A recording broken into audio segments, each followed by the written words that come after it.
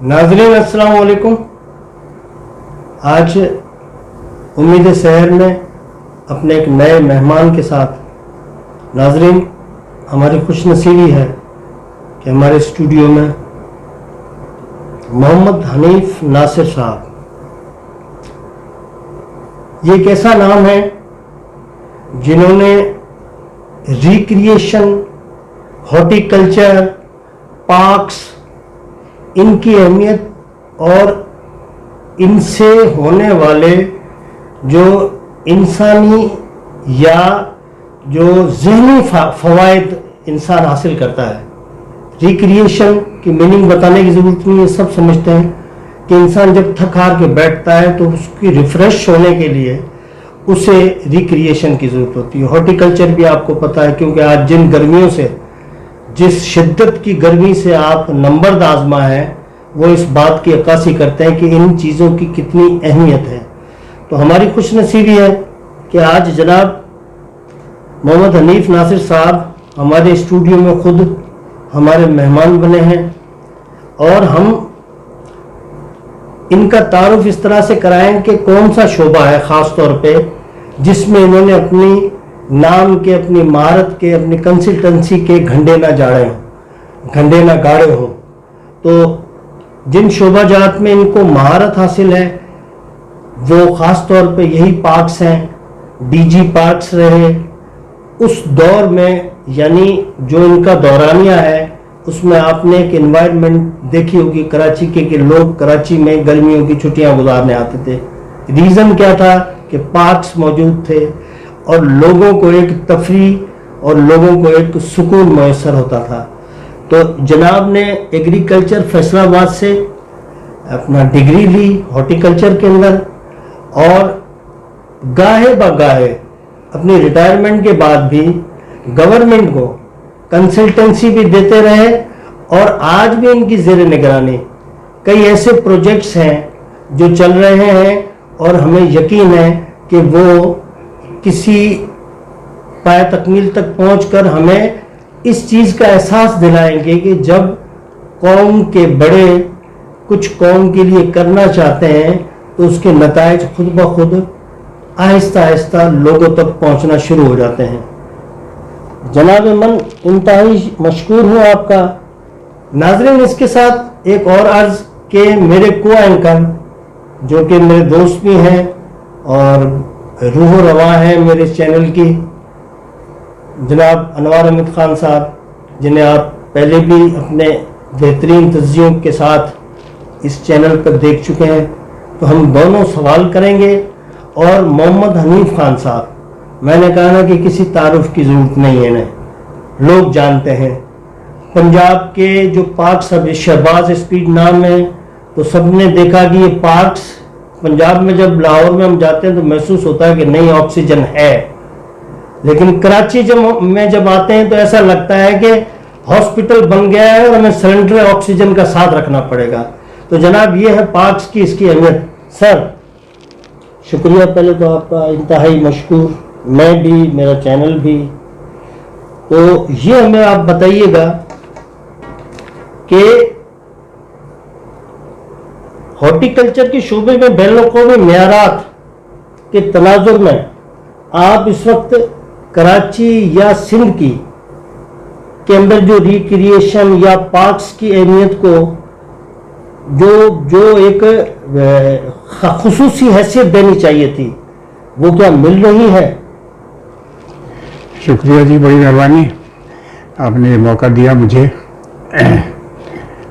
दरअसल अहमियत की बात जो है वो तो ये देख लीजिए कि खाने के बगैर एक आदमी 2-4 हफ्ते भी ज़िंदा रह सकता है।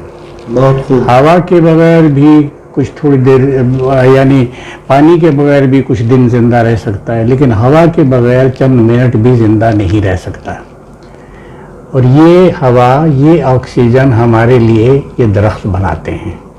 ये खामोश मौसम है इंसानियत के, और दरख्त का नाम जब लिया जाए, पार्क का जब नाम लिया जाए, तो दरअसल जन्नत का जहन में आता है। तो इसकी अहमियत जो है वो इस तरीके से भी आप देख लीजिए कि इंसानियत को, यानी ज़िंदगी को इस वक्त जो सबसे बड़ी थ्रेट है, सबसे बड़ा ख़तरा है, वो एटमॉस्फेरिक पोल्यूशन है, एनवायरमेंटल पोल्यूशन है।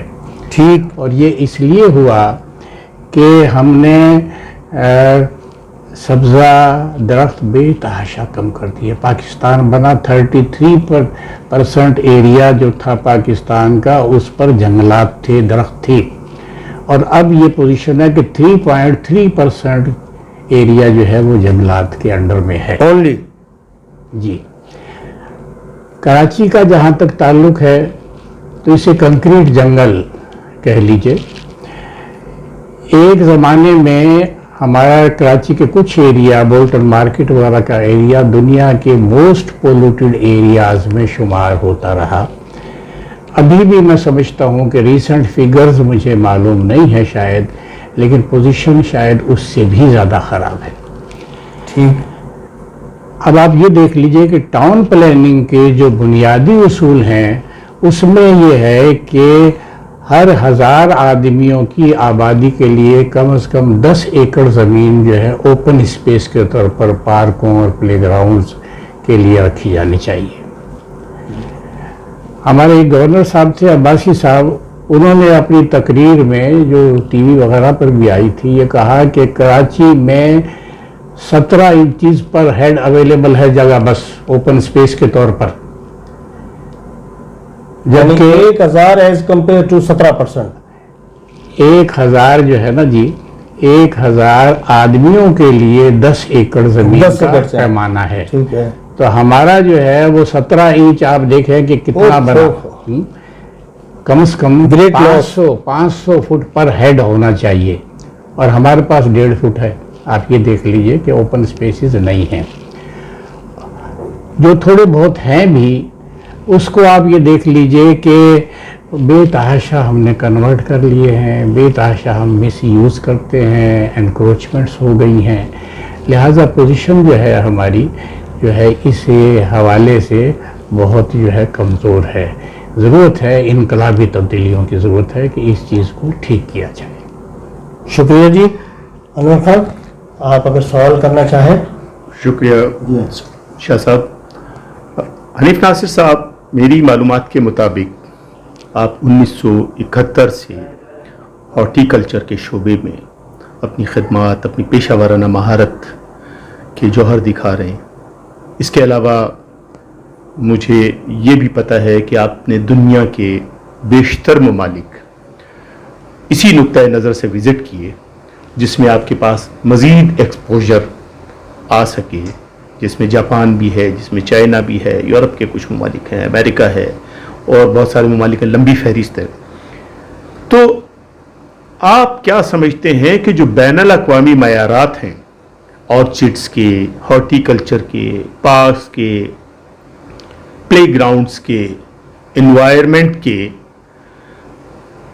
जिनकी अहमियत इंसानी मुआशरों में, जैसा कि शाह साहब ने जिक्र किया, आपने जिक्र किया, ऑक्सीजन सिलेंडर की हैसियत है, ज़िंदगी के जिसको कहते हैं जियापे की ज़रूरत, जीने की ज़रूरत।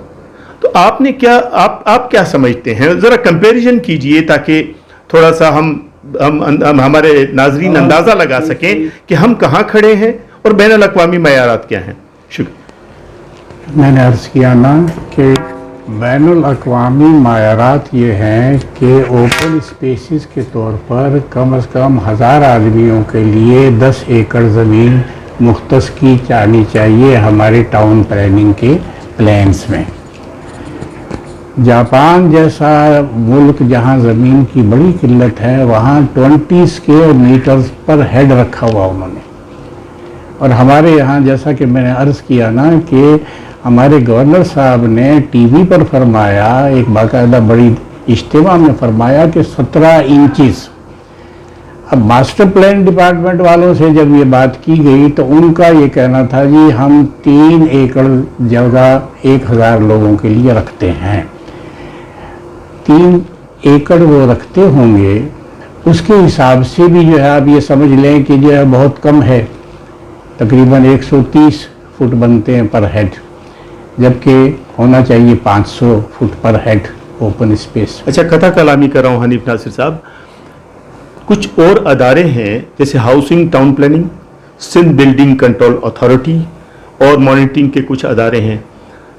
आप क्या समझते हैं कि किसी नए कानून साजी की ज़रूरत है जिसके नतीजे में ये चीज़ ज़रूरी करार दी जाए, it should be A compulsion कि इनका कोई भी प्रोजेक्ट शुरू करने से पहले इनकी कोऑर्डिनेशन, इनकी जॉइंट वेंचर के तौर पर इनका कोई वो जो है अप्रूवल जो है जॉइंट वेंचर के तौर पे हो?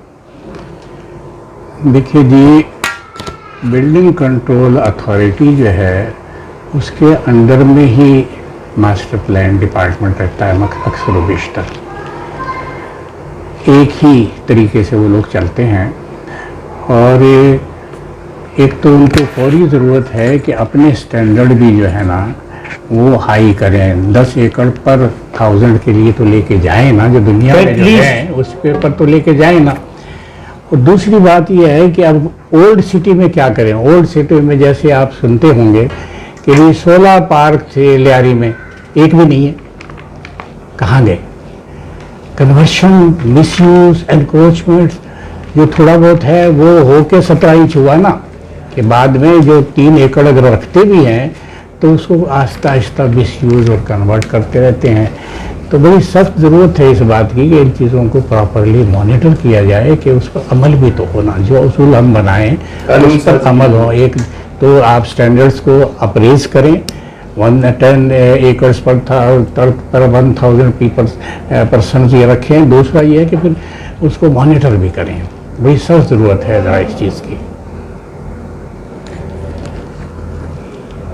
इंतहाई डेंजर फैक्ट जो है वो आपने डिस्क्लोज किया है कि कहाँ 17 इंच और कहाँ 500 फुट। मेरा अब तो मैं समझता हूँ कि इसके अब नताइज ज़रूर बताए जाएं आवाम को कि ये कुछ होने जा रहा है, और अगर इसको रोका न गया तो ये हमारे शहर के लिए या हमारे सूबे के लिए या हमारे वतन अजीज़ के लिए कितना तबाहकुन साबित हो सकता है आने वाले वक्तों में।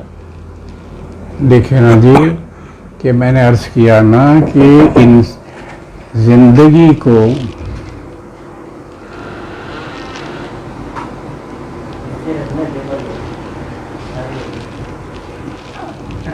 मैंने अर्ज़ किया ना जी कि ज़िंदगी को इस वक्त सबसे बड़ा थ्रेट जो है, सबसे बड़ा जो ख़तरा है वो एनवायरनमेंटल पोल्यूशन से है। हमें इसके लिए जो है वो ख़ुसूसी इक़दामात उठाने पड़ेंगे। अब आप ये देख लीजिए कि जो गार्डन सिटी ऑफ सिंगापुर, मैंने वहाँ से कोर्स भी किया है, garden city of the world Singapore जो है, उन लोगों ने और ये देखें कि अपने मुल्क का दर्जाए हरारत जो है दरख्त लगाकर कम कर लिया। एक दरख्त जो है 3 जो है ना 1 टन वाले एसीज के बराबर ठंडक पैदा करता है। फिर हवा को वो साफ़ करता है, फिर आपको साया भी प्रोवाइड करता है, फिर कार्बन डाइऑक्साइड को जज़्ब करता है, ऑक्सीजन आपको प्रोवाइड करता है। यानी बेसिक्स काम जो है वो ये आपके लिए दर्ज कर रहे हैं खामोशी से, और हमने सारे काट दिए। मैंने अर्ज़ किया ना कि 33 एकड़ या 33% ज़मीन हमारी फॉरेस्ट के अंडर में थी और 3.3% रह गई। तो अब ज़रूरत इस बात की है, इसके लिए मौजूद हैं क्या तरीके उन्होंने अपनाए। सबसे पहले तो इसके लिए कवानीन होने चाहिए, पार्क्स एंड ट्रीज़ एक्ट बनना चाहिए, जो अब लाहौर ने तो बना लिया, हम अभी तक नहीं बना सके। कितने सिंध ने डिक्लेयर किया नीम ट्री को अपना सिंध गवर्नमेंट का दरख्त के तौर पे। सिंध जो है नीम जो है वो तो मिरेकल ट्री कहलाता है अमेरिका में, बहुत शानदार चीज़ है, बड़ा उम्दा साया और बेशुमार इसकी जो है ना दवाइयाँ भी इससे बनती हैं। बहुत खूबसूरत चीज़ है। ठीक है, हमारा अपना ट्री है, लेकिन इनको लगाना भी तो है ना, और बड़ा सख्त जान है। तो हमें दरख्त कोई एक तो पार्क्स एंड ट्रीज एक्ट बनना चाहिए, ताकि इन दरख्तों की, इन पार्कों की हिफाजत प्रॉपरली हो सके और ये प्रमोट भी हो, इनकी प्रमोशन भी हो और प्रोटेक्शन भी। एक दूसरी अथॉरिटी बनाई है पंजाब ने, उसको कहते हैं पार्क्स एंड हॉर्टिकल्चर अथॉरिटी। ये सारे पार्क्स और ट्रीज जो हैं शहरों के, उन्होंने पार्क्स एंड हॉर्टिकल्चर अथॉरिटी के हवाले कर दिए हैं। अब वहाँ पर ज़मीनों पर, पार्कों की ज़मीनों पर कन्वर्शन नहीं होता, एनक्रोचमेंट नहीं होती, मिसयूज़ नहीं होता। हमें भी बना लेना चाहिए। अच्छा, तीसरी बात यह है कि अब हमारे पास ओल्ड सिटी में जो है वो अब फैलने की गुंजाइश नहीं है, तो उसके लिए भी हमें स्टेप्स लेने पड़ेंगे। जैसा कि एक ज़माने में यहाँ प्रपोजल्स दी थी, मैंने ही दी थी, और भी लोग दे रहे थे कि भाई सेंट्रल जेल जैसे अदारे हैं उनको शहर के बाहर ले जाएं, कैंटोनमेंट्स टाइप की चीज़ें हैं उनको शहर के बाहर ले जाएं।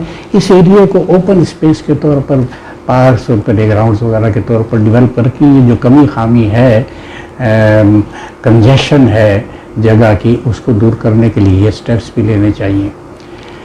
और फिर इसके बाद एक और मसला हमारे यहाँ ये है कि हमारे यहाँ पानी की बड़ी शॉर्टेज है। अब लोग बहाना करते हैं कि जी पानी की शॉर्टेज है, लिहाजा हम दरख्त कैसे लगाएं, पार्क कैसे बनाएं।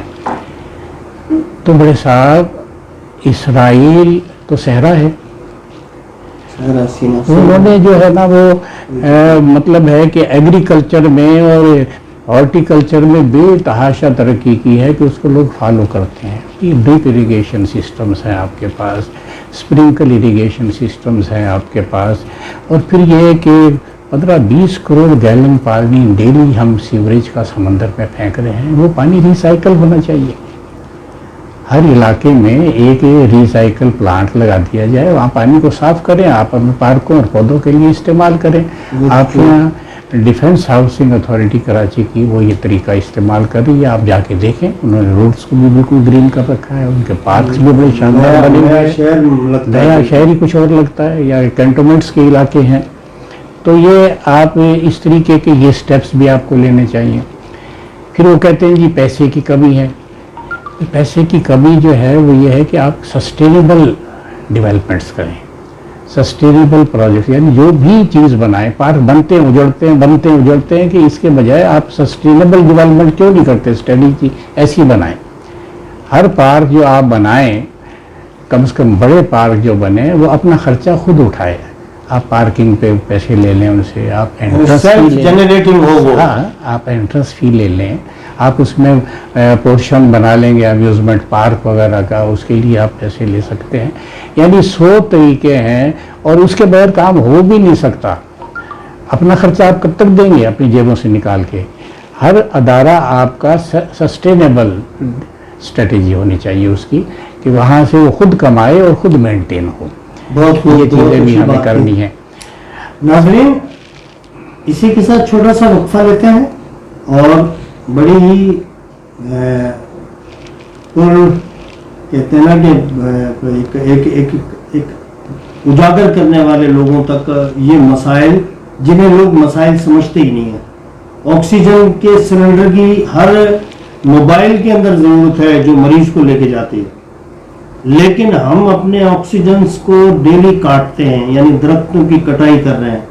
और इन्होंने तो बिल्कुल बाकायदा शॉकिंग जो हमें न्यूज़ दी हनीफ साहब ने कि 17 इंच, यानी प्रोग्राम को हम यहीं से दोबारा कनेक्ट करेंगे, वक्फा लेते हैं।